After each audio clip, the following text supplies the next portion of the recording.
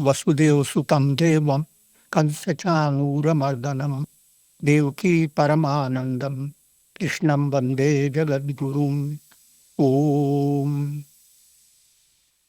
Adorations to Lord Krishna, the preceptor of the universe, destroyer of the forces of darkness, the bestower of immortality. Srimad Bhagavad Gita, in chapter 3, known as Karma Yoga, Yoga of Action, verse number 36. Arjuna Uvacha. Arjuna asks, that's the way it is Sanskrit says, Arjuna Uvacha. Atakena prayukto yam papam charati purusha anichinnapi varshneya baladiva niyodita. O Krishna, what makes a person commit a sinful deed even against his will, as if he were compelled by force? The profound topic. Everyone comes into the world for attaining the goal of life. The soul will wander if it doesn't attain the goal of life. So no matter how pleasing it may be to the mind and to the ego, all your attainments will be transient. Soul moves on from life to life. So try to understand. Should you live for transient thrills, or should you put an end to boundless sufferings that have not yet come? Wouldn't let them come. Lord Krishna has already talked about Swadharma and Paradharma. If you are in tune with yourself, you follow the duty that comes naturally. If you are out of tune with your purpose of life, then you are following the dictates of your lower self. You have to understand these two words, being in tune, being out of tune. In tune, you are a sura. Sur term is well used in music. Out of tune is asura. Anger is raging within your mind. You are out of tune. The donkey's brain. Compassion, calmness, generosity of your heart, blossoming love of your inner feeling, that is coming into your mind. You are in tune. If you are going into a park or any scenic nature, and a little squirrel squealed before you, you became very happy. When you look at everything around it, joyous, you are in tune. Look at the cloud, look at the trees, look at the swaying of the branches, everything. You are in tune. But if your mind is agitated, the same squirrel talked to you. Turn to the squirrel, say, you, I'm coming here to see bigger things. Now you're cracking nuts.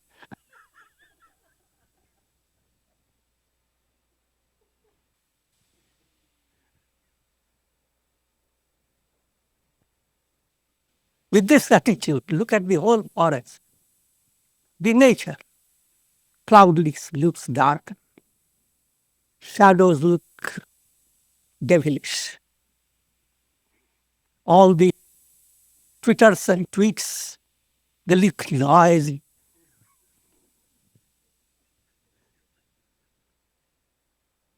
You are out of tune.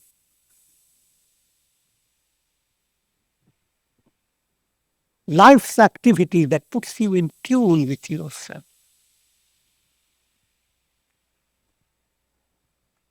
And activities that keep you out of tune. That's very subtle psychology, mystical psychology. To learn that art, it will require a lot of patience, good discipline, good guidance, all that is needed. But if you keep yourself in tune, the little lesser self is overpowered by the higher self. Senses come under the control of your mind. Mind comes under the control of your reason. Your reason comes under the control of divine will. Your ego relaxes. The feeling of your heart blossoms. All the divine qualities begin to come around you. Look around, you are looking at peacocks and swans and beautiful birds.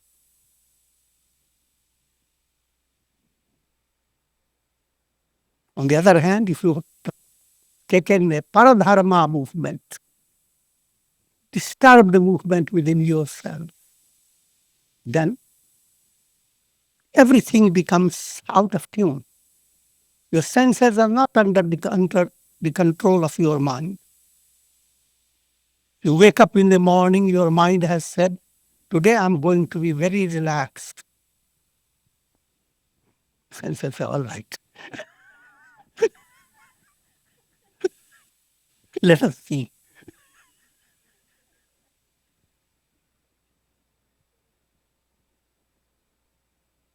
Soon situations develop and you find yourself swept by the senses. The entire day becomes spoiled because something wrong has happened in the morning. So, being out of tune means mind doesn't control the senses. In turn, mind is not under the control of your intellect. Ego has gone haywire, doesn't know what is good for it. If you are moving to Swadharma aspect, means you are in tune with the purpose of your life. Everyday life becomes meaningful for you. You do not say, when will the good days come? How long will I be in this boredom? What a life. That type of concept that comes in the mind of people. And it is the majority of people, that's the way. Regrettably, unfortunately, people are not aware of purpose of life. And they are not aware of how to pursue that purpose. In other words, life is not enjoyable. Your mind says it will be enjoyable 5 years later when I see my enemies crushed. When I see the thorns removed, I will be wearing bigger boots.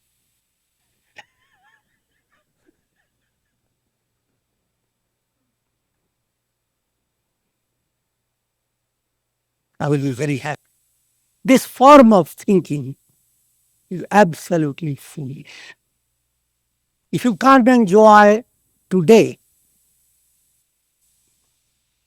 life as it is now, if now is not important for you, and you can't enjoy it, can't have meaningful relation with it, then you are losing, you are getting out of tune. The secret of Swadharma is being in tune with the now. Present is the blessing of God. But that requires now very mature understanding. Because when you look at the present, certain things in the world are always limited. It's a relative world. All things are never according to your expectation. Things are interpreted by your mind as adversity and prosperity. If it is adversity, it is distressing. Prosperity, it brings elation that agitates the mind in a different way. But if you are pursuing the path of Swadharma, deep down there develops a spiritual sense that no matter how things happen, the divine beloved is in my heart, the source of boundless love. And I am the baby in that divine art. I have inherited all his love. Else through him, if he doesn't love, I'm making a joke. Bad joke.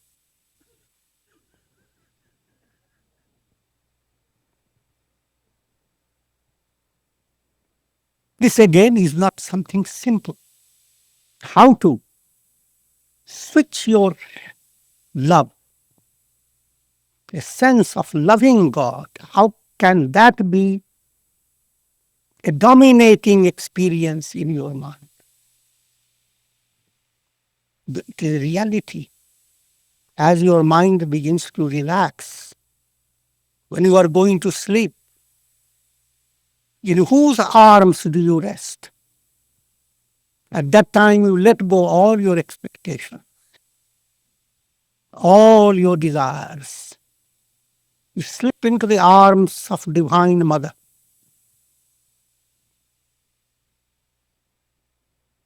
And you have absolutely no agitation in your mind. What will happen to all the things I love?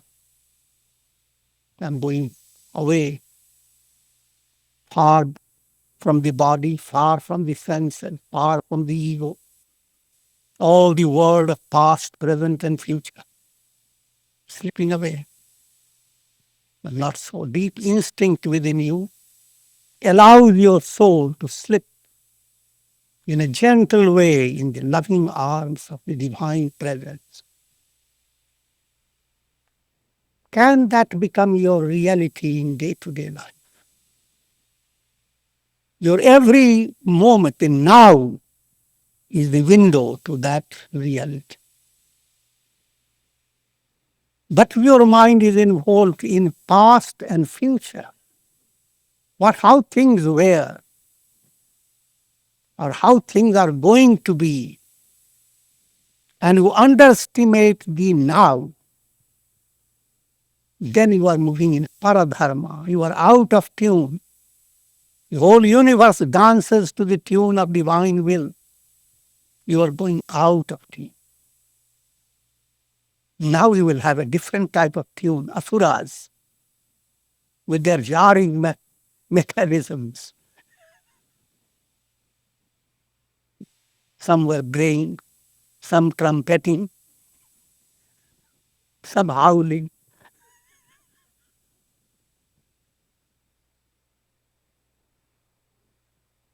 That's paradharma. Paradharmo vayavaha. All this is simply said, but must realize life is a challenge. You are always facing a predicament of lot of paradharma. To the extent the senses have not been controlled and mind is not under the control of your intellect, to that extent you are being drawn by external forces. You are getting out of tune. But recognizing it and developing an aspiration that all this is not normal to me. How can I make my everyday interesting to myself? How can I enjoy the blessings of life? at every moment. If that begins to develop within you, then you are moving away from Paradharma to Swadharma. Now the question arises, Arjuna asks, why does people move away from Swadharma to Paradharma? This movement is called sinful movement. Moving towards Swadharma is the virtuous. Sin and virtue is, from advanced point of view, lies in this particular point. Anything that keeps you out of tune, you're not interested in your soul, you're not interested in discovering immense peace, you're not interested in recognizing that God is constantly holding you with tremendous love. That is called sin. And once you begin to recognize that, that's called virtue. Because once as you begin to ignore the divine within yourself, that opens the door to all that is degrading in your life. All negative karmas. And when you begin to discover you are sustained by God, and how joyous it is that God has privileged you with human embodiment and has allowed you to move on to Him, has given you a tongue that can repeat divine name, ears that can listen to divine glory, and so forth. If that type of sense develops in you, every day is a day of rejoicing. Not in a sentimental way, in a profound way, with understanding. Days may pass by that outwardly things may not be good at all. But realize, pain and pleasure are being interpreted now in a different way. When you realize adversity and prosperity both are designed by God to lead your soul to its fulfillment of its purpose. Therefore, as you begin to recognize God's presence behind it, God's will behind it, adversity becomes much more of a blessing than your prosperity. Mind, therefore, doesn't make a quick judgment because certain things have become difficult. The mind doesn't make a quick judgment, oh, my life is finished. No, the life is beginning. It will shine brighter than you ever imagined. Allow that cloud of adversity to move away, and the moon will shine brighter each time cloud moves. So now, person who is following Swadharma, he faces his adversity with a totally different attitude. And he is not swelled up because of prosperity. Samatha, equanimity, becomes his great joy. And that equanimity nobody can take. So day by day, hour after hour, you are being drawn, you are feeling a touch of God in its different degrees. If that has happened, you are following the path of Swadharma, which will eventually lead you to liberation. Swadharma becomes yoga, karma yoga. Because as you follow Swadharma, you begin to relax so much while doing the best of things with best dexterity and best quality. Your actions improve if you are doing Swadharma. They become qualitative. You become more inspiring. Success comes to you in a profound way. if you are following Swadharma. As you follow Swadharma, you begin to realize the more relaxed you are, better you are. The more you dance to the tune of God's melody, better you are. So much so the mind comes to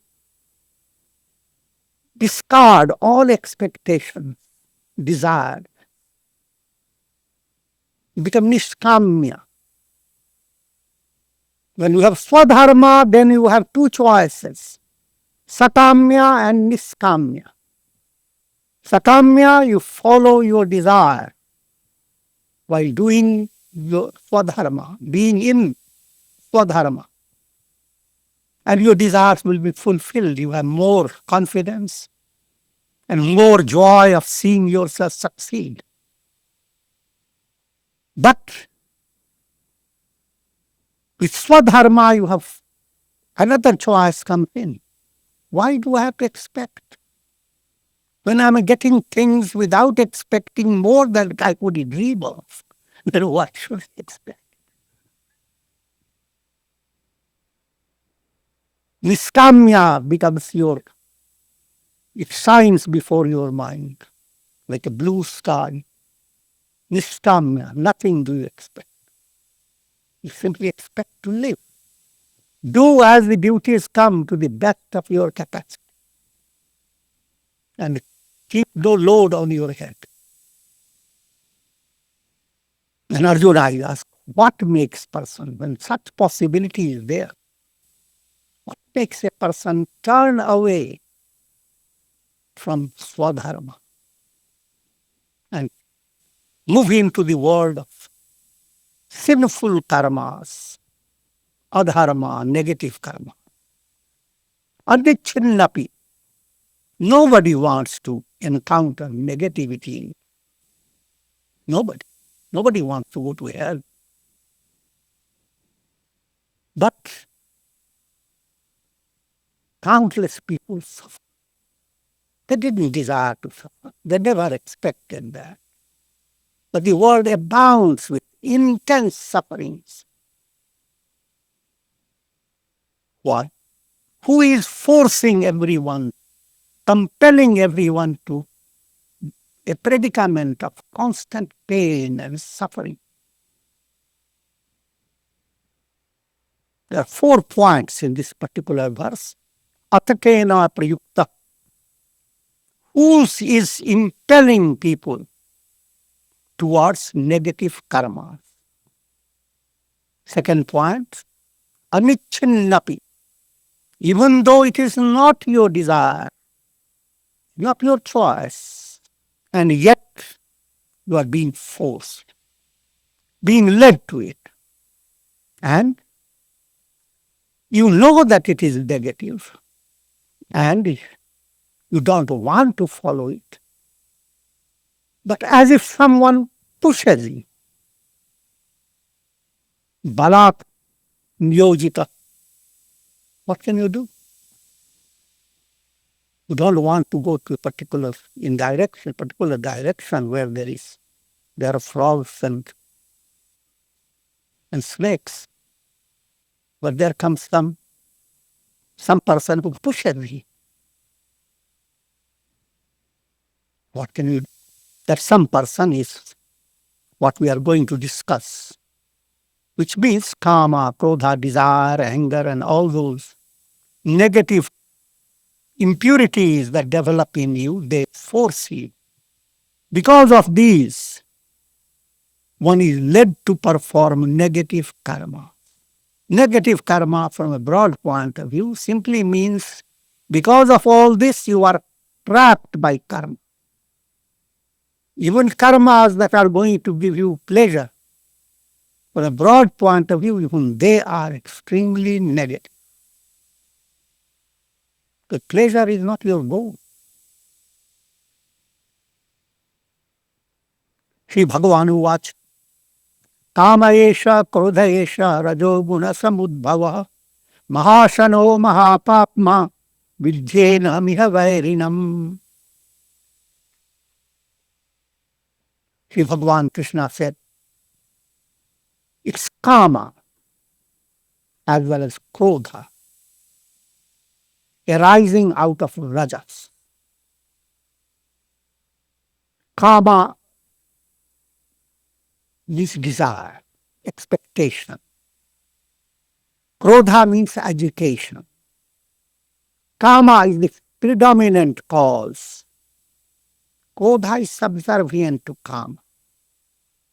Because when there is desire, try to think of different possibilities. What happens? The desire in your mind that creates a type of suspense.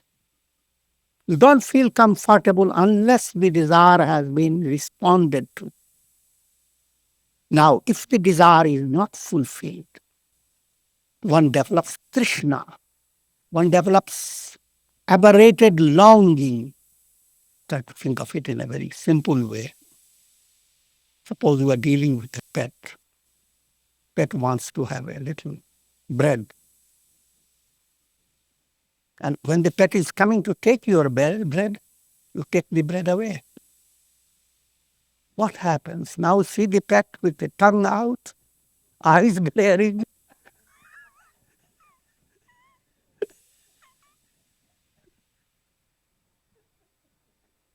First stage was just desire, looking at you with the eyes calm, relaxed. And now the object is not being given, it comes with ferocity. When desire is not fulfilled, ferocity comes into the mind. That's called trishna. Now suppose it is fulfilled. Then what happens? Lobha. You want to get more. Because there is no fulfillment of a desire. Real fulfillment is to realize you don't need objects to support you. That's a profound wisdom.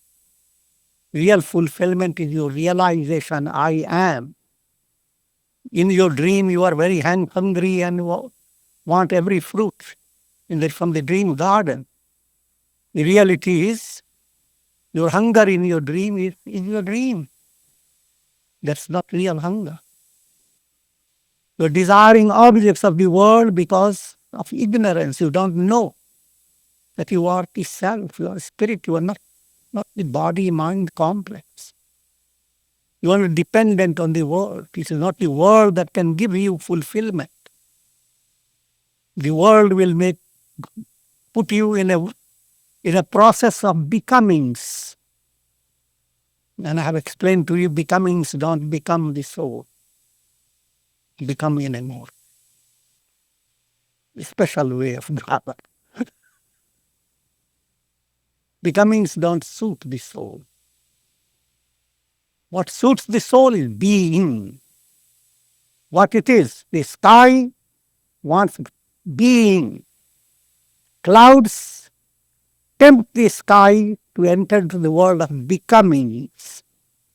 Break down in little patches of blue. And become so many little segments. The sky becoming segmented, that doesn't fulfill the sky. The desires, the idea of the desires are fulfilled and you are getting richer, more enriched. That's completely wrong from profound point. Real fulfillment of desire is to realize that you are not dependent on the objects, and objects don't give you fulfillment. Objects and their fulfillment, they are the magic created by the thought waves of your mind. Vrittis. The reality in you is beyond the vrittis. Vrittis are the play that goes on operating on a screen, a cinema show. But when cinema show goes on, the screen is completely untouched. Cinema show does not enrich the screen. The screen remains absolutely empty. So your desiring and getting the objects of desire is a cinema show. You, the screen, is not going to be enriched no matter how wonderful fulfillment must have been of your desire. It is not going to be affected even if your desire has been absolutely frustrated. But while I say this, from practical point of view, don't get confused. If you have desire to be desireless, hold on to the desire. If you have desire to be in satsanga, desire to have enlightenment, desire to have sattvic desire, then that's perfectly normal. Then you are in tune with yourself. But when your desire is of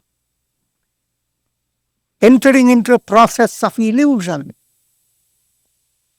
then that desire is the source of all that is negative. That desire puts you out of tune. Kama esha, Krodha esha.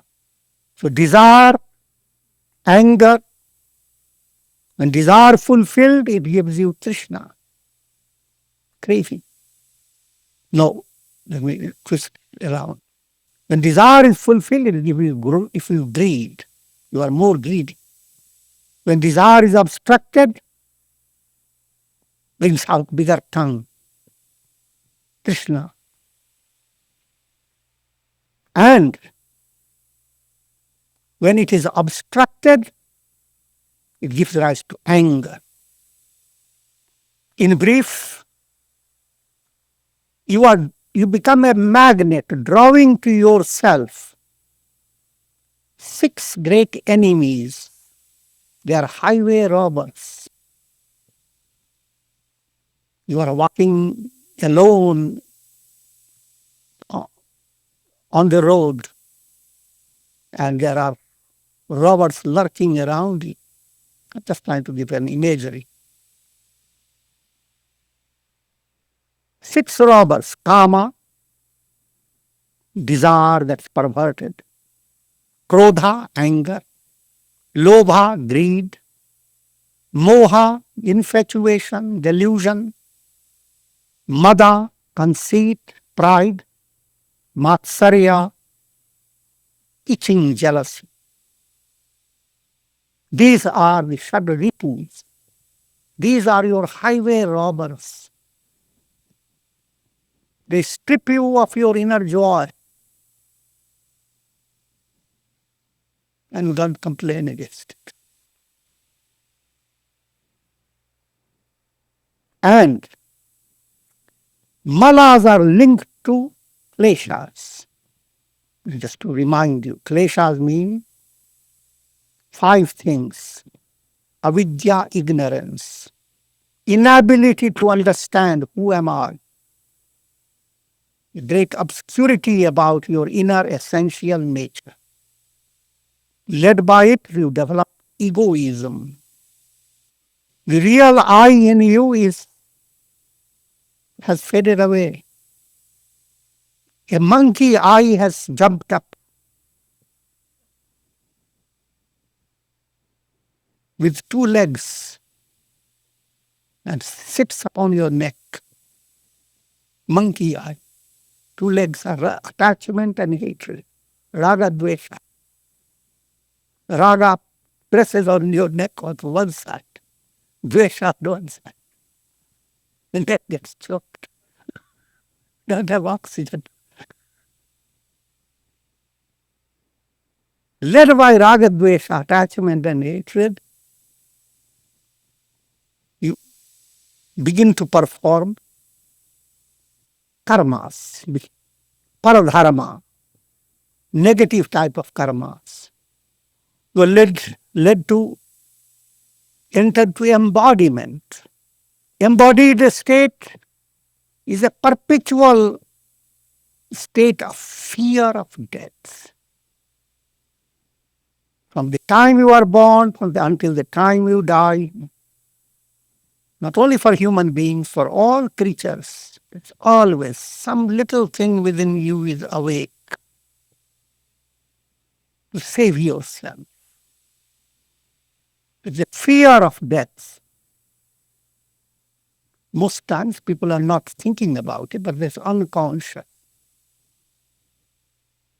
That's why when you walk out and suddenly something comes from behind you, and you shake up and look back, it's your own shadow that has been following you.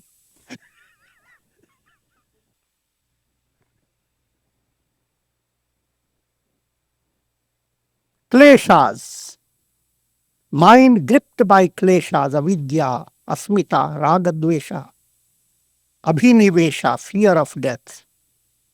That mind gripped with kleshas becomes the abode of Shad-ripus, the six great highway robbers: desire, perverted desire, anger, greed, pride, delusion, jealousy. And all this leads you from Swadharma to Paradharma, from being in tune with a spiritual process, in tune with God's word, in tune with God's presence, out of tune. Paradharma takes you out. Dhumena vriyate vahani yatha darsho malena cha yatholbena vrito garbha tatha te nedamavritam. Just as the smoke veils fire, dust particles cover a mirror, or the amnion envelops an embryo. So desire veils knowledge, a figurative way of describing how your awareness of your essential nature, which is the most profound revelation, that revelation, that great spiritual truth, I am Brahman, has been veiled, just as smoke veils fire. Smoke relates to your various types of desires. When desire is dominating the mind, the question, who am I at that time, means nothing. How am I related to God doesn't mean anything. It's just like you are cold, you want to get near fire, but all that you are getting is a smoke. Smoke has three aspects: lokeshana, putreshana, vitteshana. Lokeshana, you want to be recognized. You want to be popular, famous. No harm in that. But if you want to be famous just for fame without having a quality within you, that means nothing. But people don't care for that. As long as people around you don't know your defects and know only the popularity, that satisfies the masses. For a great person, even though all the masses say how wonderful you are, for great saintly people, they look within themselves. As long as the negative in them is not removed, all people's praises mean nothing.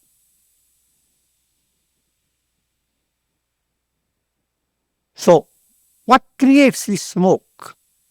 Lokeshana, the desire for popularity. Again, you must understand the general idea to be recognized, there's nothing wrong in it, as long as it is of sattvic nature. Be popular by blossoming, by wafting fragrance. You shouldn't push your popularity on people. You should deserve it.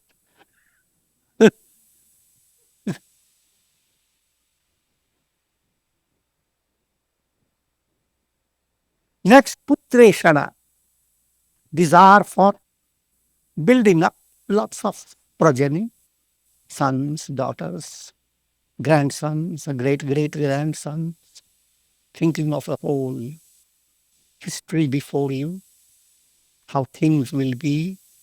You will be recognized even 200 years later. Your great-great-great-sons will be talking about.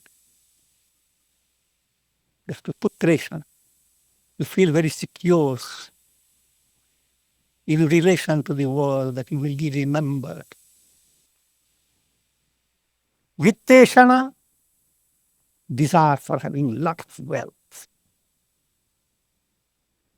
These desires act like smoke.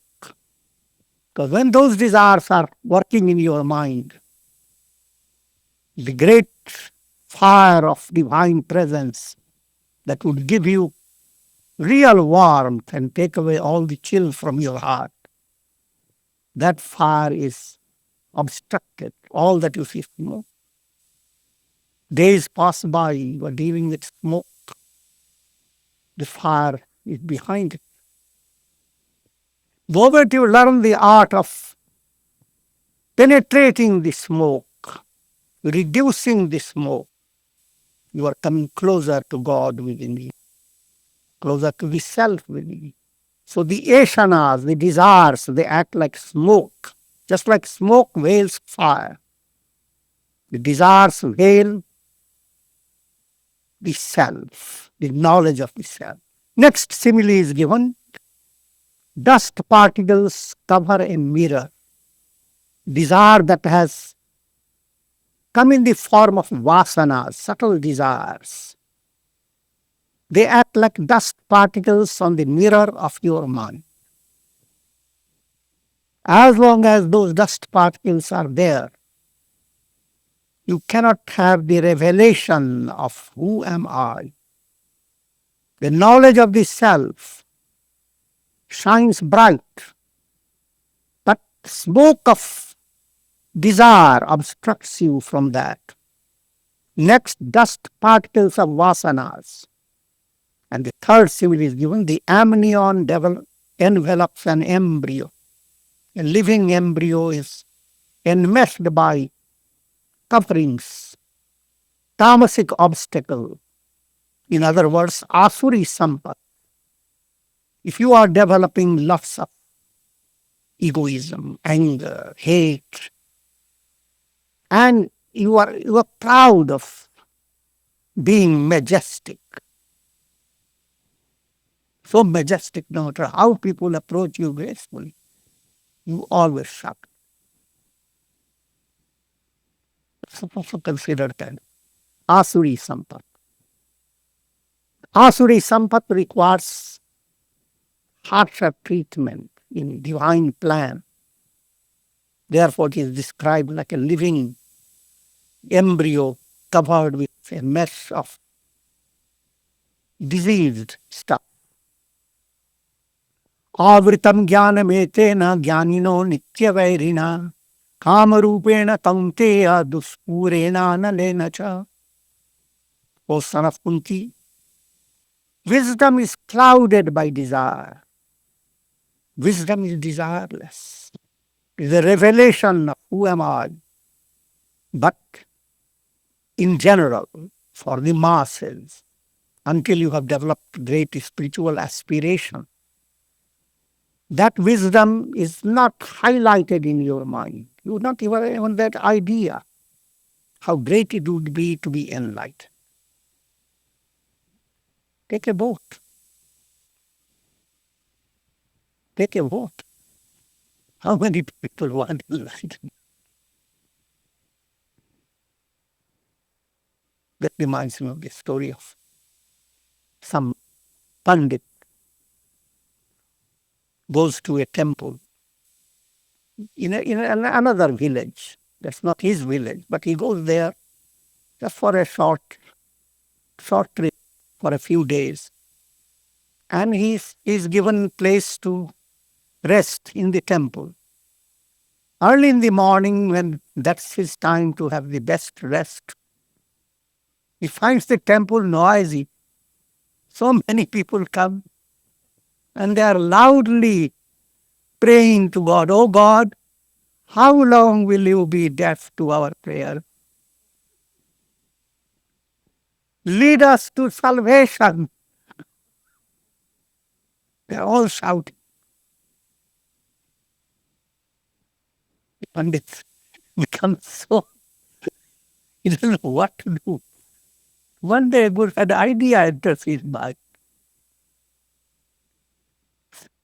When they had come and they are praying loudly, suddenly from behind the statue, he makes a special grizzy voice. "Now is the time. Don't delay. The gates of heaven are opening. Come quick."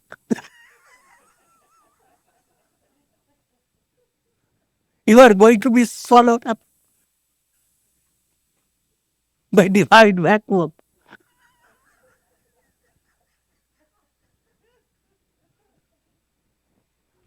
They all look at each other. I have to give food to my child who is going to this school. Unless they have to do this, have to do that. That.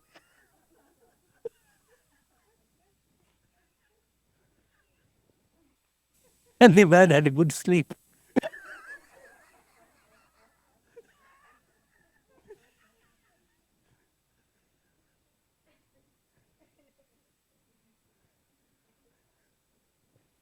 So that's an example. How many people are interested in attaining liberation? But when you pursue satsanga properly, liberation is the goal. It is because of that goal before you, everything in this world becomes interesting, of value, of meaning. And with this, I will conclude.